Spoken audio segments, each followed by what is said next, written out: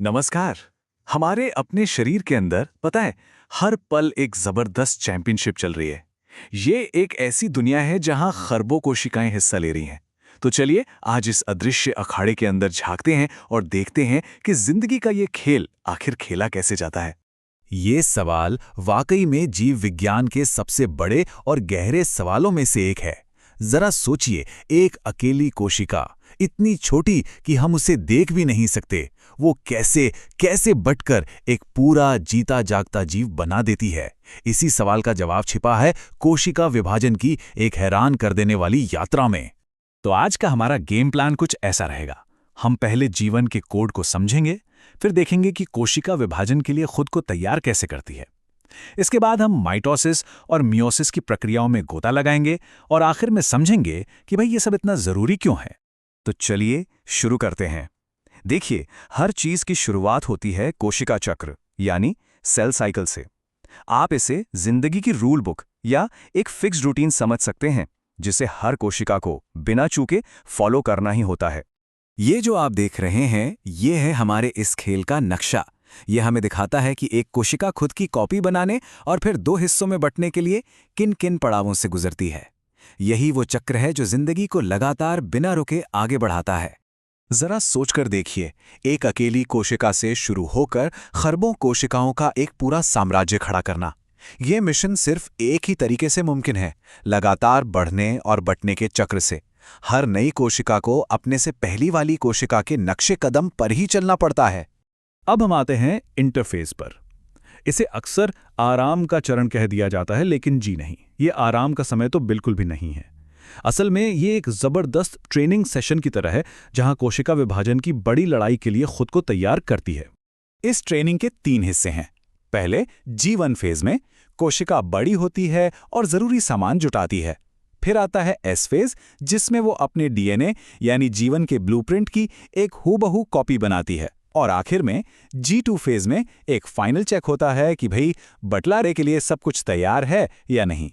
और सबसे कमाल की बात तो यह है कि एक कोशिका अपनी पूरी जिंदगी का 95% से भी ज्यादा वक्त सिर्फ और सिर्फ इस तैयारी में लगा देती है।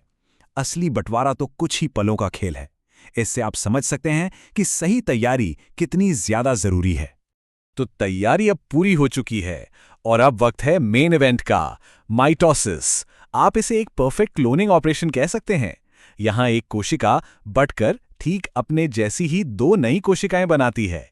इसीलिए इसे इक्वेशनल डिवीजन भी कहा जाता है। इस खेल का हीरो कौन है? वो है क्रोमोसोम। इसे आप जेनेटिक जानकारी की एक कसकर बंधी हुई किताब समझिए। बंटवारे से ठीक पहले ये किताब खुद की एक फोटोकॉपी बना लेती है।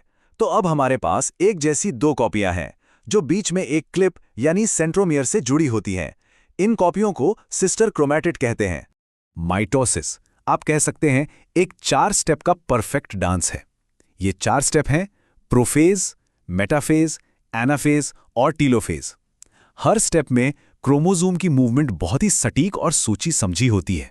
पहला राउंड प्रोफेज, यहां खेल शुरू होता है। क्रोमोसोम मोटे और छोटे हो जाते हैं ताकि उन्हें हैंडल करना आसान हो। केंद्रक की दीवारें हट जाती हैं और स्पिंडल फाइबर नाम के रस से तैयार हो जाते हैं क्रोमोसोम को पकड़ने के लिए। मेटाफेज में एक अजीब सा तनाव होता है, एक शांति, तूफान से पहले वाली शांति। सारे के सारे क्रोमोसोम कोशिका के बिल्कुल बीच में एक सीधी लाइन में आकर खड़े हो जाते हैं और दोनों तरफ से स्पिंडल फाइबर उन्हें कसकर पकड़ लेते हैं, जैसे रस्साकशी का खेल शुरू होने ही वाला हो। और फिर आता है सबसे जबरदस्त, सबसे नाटकीय पल, एनाफेज। वो बीच की क्लिप यानी सेंट्रोमियर टूट जाती है और दोनों फोटोकॉपियां यानी सिस्टर क्रोमैटिड अलग हो जाती हैं। स्पिंडल फाइबर उन्हें पूरी ताकत से अपनी अपनी तरफ खींचते हैं।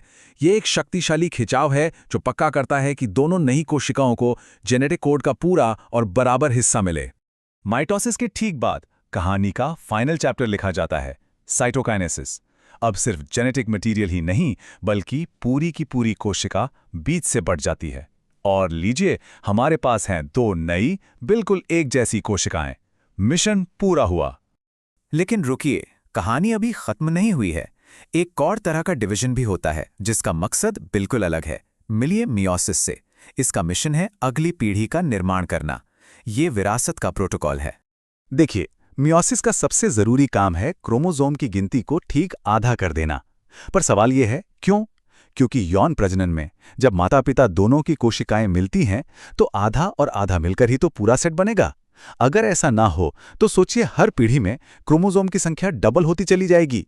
तो इसे ऐसे समझिए, माइटोसिस है बॉडी बिल्डर जो शरीर को बनाता है और उसकी मरम्मत करता है। वहीं मियोसिस है जेनरेशन बिल्डर जो अगली पीढ़ी बनाने का काम करता है। एक शरीर बनाता है, दूसरा पीढ़ी बनाता है। मियोसिस में कुछ खास बातें होती हैं।